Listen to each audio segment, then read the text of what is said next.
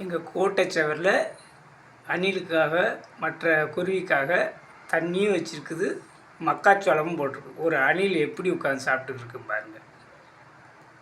அமைதியாக தனியாக உட்காந்து டேஸ்ட் பண்ணி மக்காச்சோளம் சாப்பிட்டுக்கிட்டு இருக்கு. சாப்பிட்டுட்டு அப்படியே தண்ணி குடிச்சிட்டு அப்படியே ஓடிடுவாங்க.